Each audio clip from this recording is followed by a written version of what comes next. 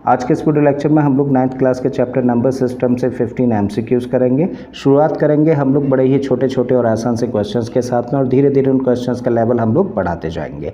ठीक है, तो चलिए स्टार्ट करते हैं और आ जाते हैं अपने फर्स्ट क्वेश्चन की तरफ।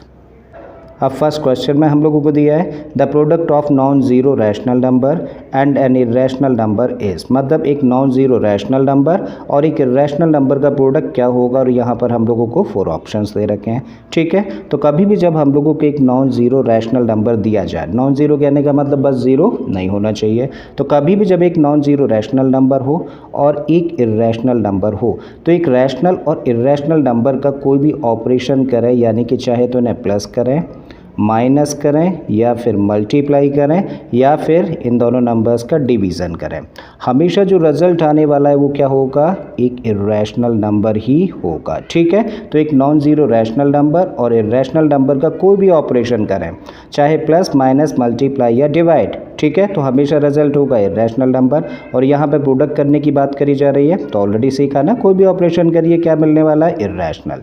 ठीक है, तो कौन सा ऑप्शन करेक्ट हुआ, ऑप्शन बी करेक्ट हो जाता है, इरेशनल नंबर होगा दोनों का प्रोडक्ट। अब देखो सेकंड क्वेश्चन भी बिल्कुल फर्स्ट जैसा है, the sum of rational and irrational number is, तो अभी भी हम लोगों ने सीखा ना कि एक रैशनल और इरेशनल नंबर का सम कैसा होगा, ओबियसली इरेशनल नंबर होगा।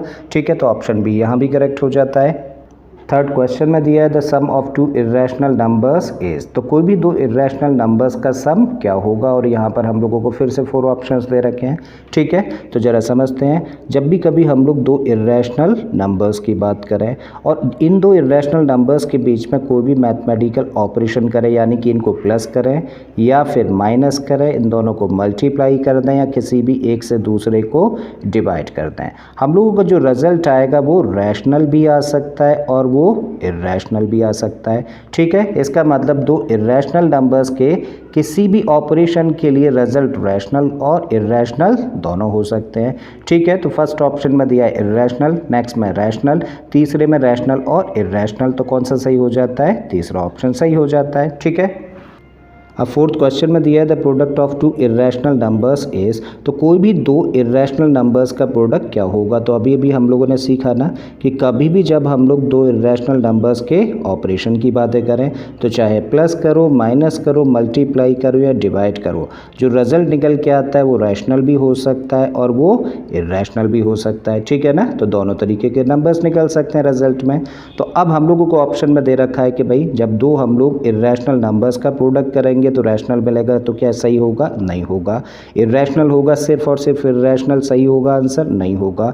बोथ ऑफ एबव का मतलब ये भी सही होगा और ये भी सही होगा, मतलब रैशनल भी मिलेगा साथ साथ इरेशनल भी मिलेगा, तो क्या ऑप्शन सही है, बिल्कुल भी नहीं। ठीक है, नन ऑफ एबव का मतलब इनमें से तीनों में से कोई भी नहीं है सही, तो इसका मतलब ये सही है हम लोगों के लिए इस सिचुएशन में। बात समझ आती है ना, और ऐसा क्यों किया, क्योंकि कोई भी दो इरेशनल नंबर्स का प्रोडक्ट रैशनल भी हो सकता है और इरेशनल भी हो सकता है। फर्स्ट ऑप्शन कहता है कि रैशनल होगा, सेकंड कहता है सिर्फ और सिर्फ इरेशनल होगा, और थर्ड ऑप्शन कहता है कि दोनों होगा, मतलब साथ ही साथ रैशनल और साथ ही साथ इरेशनल होगा, जो कि पॉसिबल नहीं है। ठीक है, तो इसका मतलब कौन सा ऑप्शन पॉसिबल है, fourth one, none of above.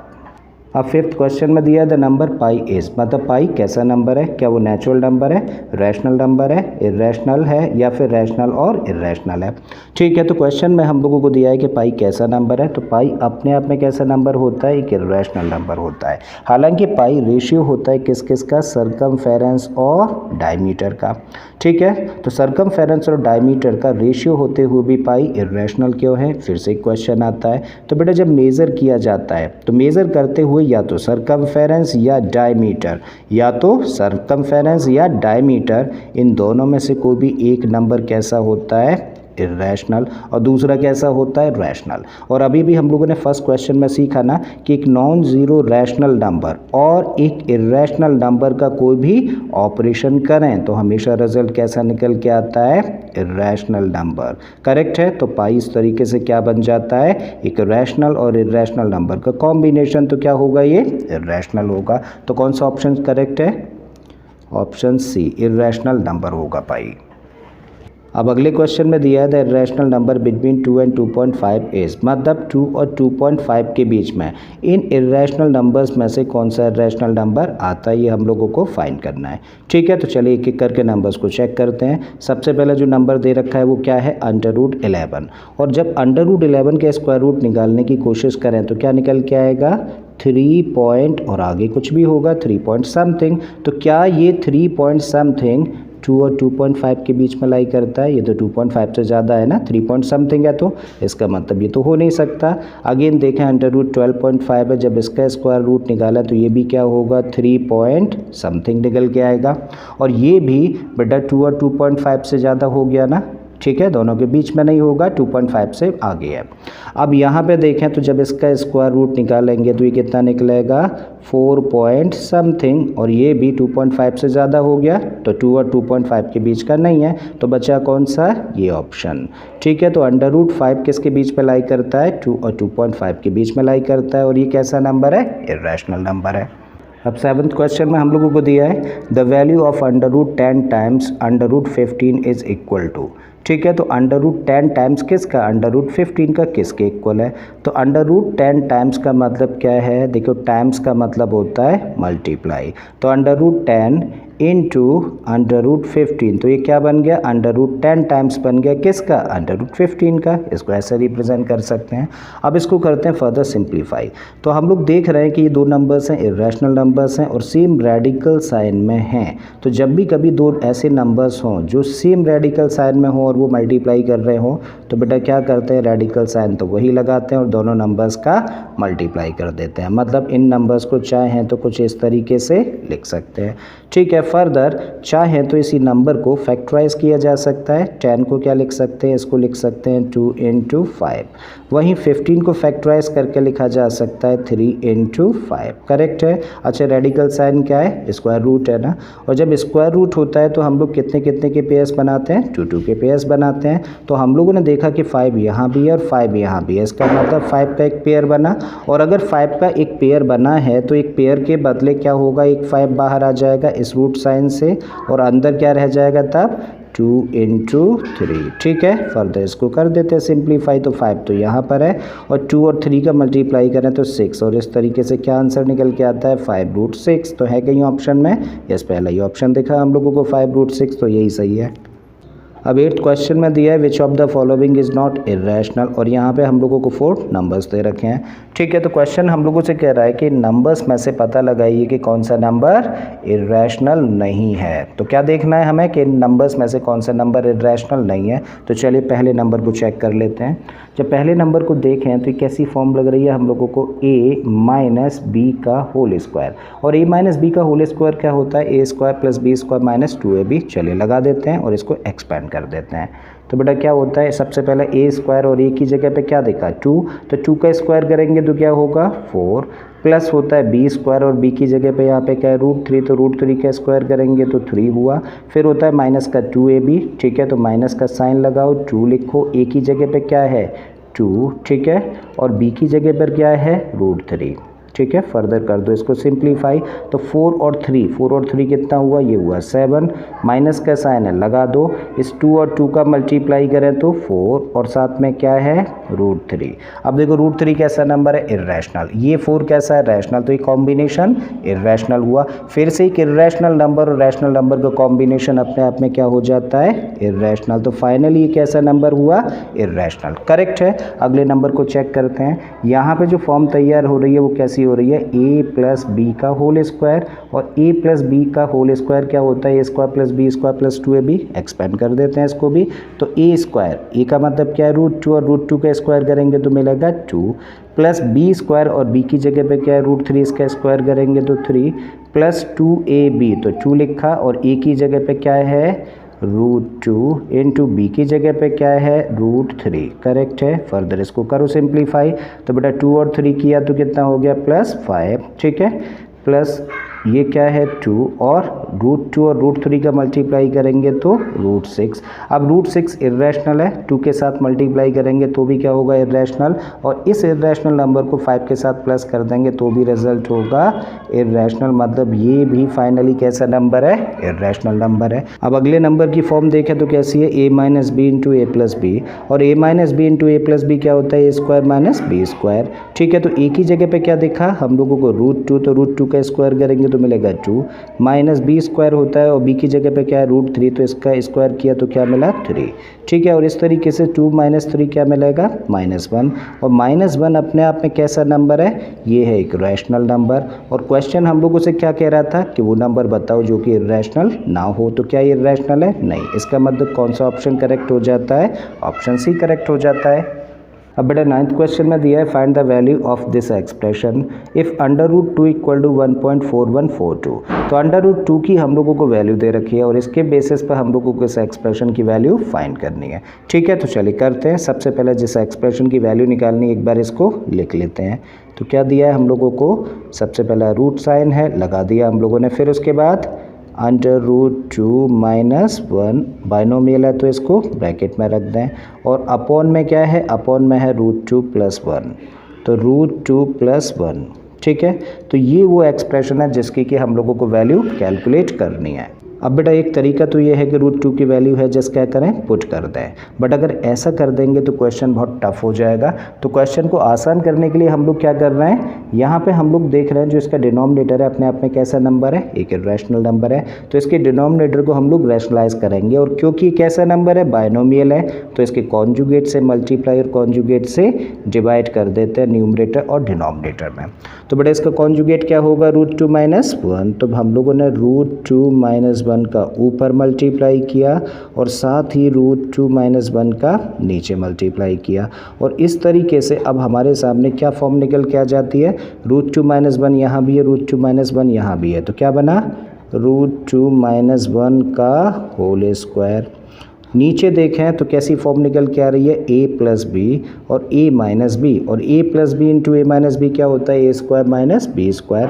एक ही जगह पर क्या है √2, तो √2 का स्क्वायर करेंगे तो 2, माइनस b की जगह पे क्या है 1, इसका स्क्वायर करेंगे तो 1 ही मिलेगा। ठीक है, फर्दर इसको करें सिंप्लीफाई, तो रूट हम लोगों ने एज इट इज़ लगाया, यहाँ पे नंबर है एज इट इज़ लिखा √2 माइनस 1 और इसका होल स्क्वायर। नीचे क्या रहने वाला है, देखो 2 में से 1 माइनस किया तो 1। ठीक है, और डिनोमिनेटर की जगह पे अगर 1 लिखो ना लिखो तो कोई फ़र्क पड़ेगा, नहीं पड़ेगा, तब इसको लिखा जा सकता है क्या, √2 माइनस 1 का होल स्क्वायर। अब √2 माइनस 1 के होल स्क्वायर का जब हम लोग स्क्वायर रूट लेंगे तो क्या होगा, इस स्क्वायर से रूट साइन कैंसिल हो जाएगा, तो क्या बचेगा सिर्फ √2 माइनस 1। और अब √2 की हम लोग क्या करें, यहाँ से वैल्यू पुट कर देते हैं जो कि कितनी है 1.4142। में से माइनस करना है किसको, 1 को, तो बेटा क्या मिलेगा हम लोगों को 0.4142। ज़रा चेक करिए है कहीं ऑप्शन में, सो 0.4142, तो इस तरीके से ऑप्शन सी करेक्ट हो जाता है। अब बेटा 10th क्वेश्चन में हम लोगों को दिया है if x equal to √7/5 and 5/x equal to p√7 then the value of p is. तो क्वेश्चन में यहाँ पर हम लोगों को दो इक्वेशंस दे रखी हैं और इन इक्वेशंस के बेसिस पर हम लोगों को p की वैल्यू फाइंड करने के लिए बोला गया है। ठीक है, तो चलिए आ जाते हैं सबसे पहले पहली इक्वेशन पर। तो यहाँ पर हम लोगों को दे रखा है x इक्वल टू √7/5 करेक्ट है, और इसको मान लेते हैं इक्वेशन नंबर 1। और दूसरी इक्वेशन क्या है, यहाँ पे हम लोगों को दिया है 5/x इक्वल टू p√7, और ये है दूसरी इक्वेशन। तो अभी हम लोग क्या कर रहे हैं, अभी हम लोग इक्वेशन नंबर 1 और इक्वेशन नंबर 2 दोनों इक्वेशंस का मल्टीप्लाई कर रहे हैं। तो जब इन दोनों इक्वेशंस का मल्टीप्लाई कर रहे हैं तो हम लोग लेफ्ट हैंड साइड को लेफ्ट हैंड साइड के साथ मल्टीप्लाई करेंगे, राइट हैंड साइड को राइट हैंड साइड के साथ में। ठीक है, तो यहाँ पे लेफ्ट हैंड साइड क्या है x इंटू, इस इक्वेशन की लेफ्ट हैंड साइड है 5/x, and this equal to right hand side पर आ जाइए, तो राइट हैंड साइड में दिया है √7/5 इंटू, यहाँ राइट हैंड साइड क्या है p√7। ठीक, फर्दर करते हैं इसको सिंप्लीफाई। अब देखो x ऊपर है, ये x नीचे है, कैंसिल हो गया तो क्या बचा यहाँ से 5 एंड दिस इक्वल टू बेटा √7 और √7 का जब मल्टीप्लाई किया जाएगा इन दोनों का तो क्या होगा 7 और अपॉन में क्या है, अपॉन में है 5 तो यहाँ पे रख दिया 5, इनटू में क्या है, इनटू में है p, करेक्ट है। फाइनली आपको किसकी वैल्यू निकालनी है, p की निकालनी है, तो इन दोनों नंबर्स को भी क्या करें, ट्रांसपोज करते हैं। ठीक है, तो इस तरीके से p इक्वल टू कितना होगा, देखो 5 तो अपनी जगह पर है, एज इट इज़ रखो। ये 5 डिवाइड कर रहा था ना, नीचे है तो अब क्या होगा, ट्रांसपोज करेंगे तो ऊपर जाएगा। ठीक, 7 क्या कर रहा था, मल्टीप्लाई कर रहा था p के साथ में, मतलब ऊपर था तो अब नीचे जाएगा। ठीक है भाई, तो अब बेटा क्या हुआ, 5 × 5 का मतलब 25 और अपॉन में क्या आ गया 7 और इस तरीके से p की वैल्यू हमें क्या मिली 25/7 है कहीं ऑप्शन में, यस ऑप्शन बी करेक्ट हो जाता है।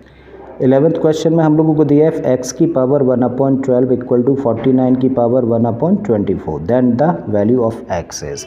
तो यहाँ पे एक रिलेशन हम लोगों को दे रखा है और उसके बेसिस पे हम लोगों को x की वैल्यू फाइंड करनी है। तो रिलेशन दिया क्या है, एक बार लिखते हैं, x की power 1/12 is equal to what 49 की पावर 1/24 और हमें x की वैल्यू निकालनी है। तो बेटा जब भी कभी इस तरीके के क्वेश्चंस हो जहाँ पे हम लोगों को एक वेरिएबल की वैल्यू निकालनी हो और वो वेरिएबल बेस में हो, तो ऐसे केस में हम लोग क्या करते हैं, जब वेरिएबल बेस में होता है तो पावर्स को एक जैसा करते हैं और वेरिएबल जब पावर में होता है तो बेसिस को एक जैसा करते हैं। तो यहाँ इस केस में तो बेस में है ना वेरिएबल, तो इसका मतलब दोनों साइड्स की पावर्स को एक जैसा करेंगे। और वो कैसे कर सकते हैं हम लोग, देखो इसको तो चलिए एज इट इज़ लिख देते हैं, x की पावर 1/2 और इस 49 को क्या लिखा जा सकता है, देखो 49 को फैक्टराइज करोगे तो 7 से 7 टाइम्स, फिर से करोगे 1 टाइम, इसका मतलब 7 की पावर 2 लिख सकते हैं, किसकी जगह पर, इस 49 की जगह पे लिख देते हैं। तो इसकी जगह पे लिखा 7 की पावर 2 और होल पावर में क्या आ जाएगा 1/24,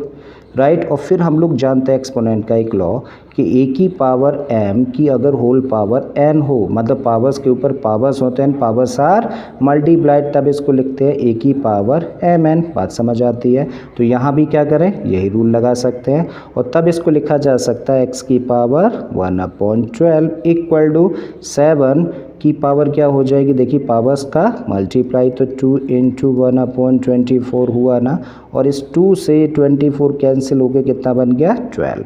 तो फाइनली क्या निकल के आया, x की पावर 1/12 इक्वल टू 7 की पावर 1/12। अब हम लोग क्या देख रहे हैं कि यहाँ पे दो नंबर्स हैं और दोनों ही नंबर्स की पावर्स कैसी हैं, सेम है, यानी कि इक्वल है, बीच में इक्वल का साइन है। तो ये तो तभी पॉसिबल है ना जब दोनों साइड्स के बेसिस भी कैसे हों, इक्वल। तो मतलब x इक्वल टू कितना निकला है बेटा 7। देखो जरा ऑप्शन है कहीं 7, yes option D is correct. अब 12th क्वेश्चन में दिया है 8 की पावर x इक्वल टू 64 की power 2/x then find the value of x। तो क्वेश्चन में हम लोगों को यहाँ पर एक कंडीशन दे रखी है जिसके की बेसिस पर हम लोगों को x की वैल्यू निकालनी है। ठीक है, तो सबसे पहले काम क्या करें, इस कंडीशन को एक बार लिख लेते हैं। तो हम लोगों को दिया है 8 की power x and this equal to 64/2 की पावर x, करेक्ट है। ठीक है, तो ये है गिवन कंडीशन और इसके बेसिस पे x की वैल्यू निकालनी है। अब जरा बताओ x जिसकी की वैल्यू निकालनी है वो बेस का पार्ट है कि पावर का पार्ट है।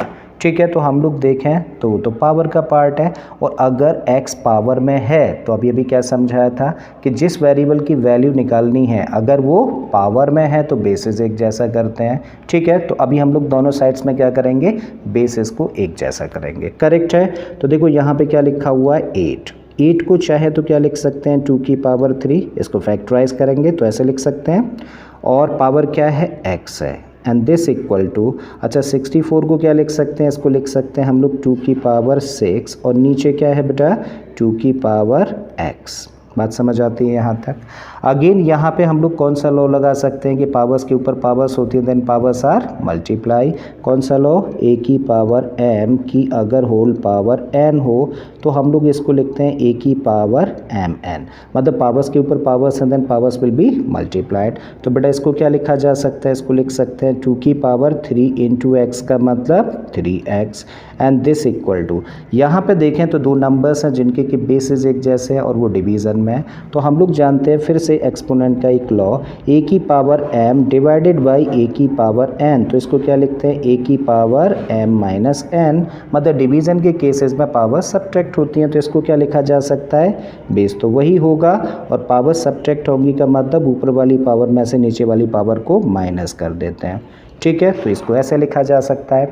अब हम लोग देखें तो यहाँ पर देखिए दो नंबर्स हैं और दोनों ही नंबर्स के बेसिस सेम है, इधर भी 2 है और इधर भी 2 है, बीच में इक्वल का साइन है। ये तो तभी पॉसिबल है ना जब दोनों साइड्स की पावर्स भी कैसी हों, इक्वल हों। तो अब जरा बताइए इधर पावर क्या है, इधर बेटा पावर है 3x और इधर 2 की पावर क्या है, इधर पावर है 6 माइनस एक्स। करेक्ट है। अब करते हैं इसको सिंप्लीफाई, हमें x की वैल्यू निकालनी है तो इसको लेके आ जाओ इधर। ठीक है, तो 3x ऑलरेडी है, x इधर जाएगा तो ये प्लस में आएगा एंड दिस इक्वल टू 6। तो ये क्या बना 4x इक्वल टू 6। तो x इक्वल टू वॉट 6/4 और बेटा कैंसिल कर दें 2 से तो 3/2। तो x की वैल्यू क्या निकल के आ जाती है, 3/2 निकल के आ जाती है कहीं ऑप्शन में, देखो यहाँ तो कहीं भी नहीं है 3/2 बट एक नन लिखा है ना, तो इसका मतलब ऑप्शन डी इज़ करेक्ट। अब अगले क्वेश्चन में हम लोगों को दिया है which of the following is equal to x³ और यहाँ पे हम लोगों को 4 नंबर्स दे रखे हैं। तो हमें पता लगाना है कि नंबर्स को जब सिंप्लीफाइड फॉर्म में लिखने की कोशिश करें तो कौन सा नंबर x³ के इक्वल बैठेगा। ठीक है, तो चलिए चेक कर लेते हैं फर्स्ट नंबर को। पहला दिया है हम लोगों को x की पावर 6 माइनस x³। जब इसको सिंप्लीफाई करने की कोशिश करें तो हम लोग देख पा रहे हैं कि दोनों नंबर्स में से क्या कॉमन है, x³ कॉमन है। ठीक है, तो ले लिया x³ कॉमन। जब यहाँ से x³ बाहर लिखा ब्रैकेट के तो यहाँ क्या बचेगा, x³ ही बचेगा, माइनस का साइन है लगा देते हैं और x³ तो बाहर आ गया तो अंदर रहेगा क्या 1 और इसको इससे ज़्यादा सिंप्लीफाई नहीं कर सकते। ठीक है, फाइनली x³ निकल के नहीं आएगा, ये कन्फर्म हो गया।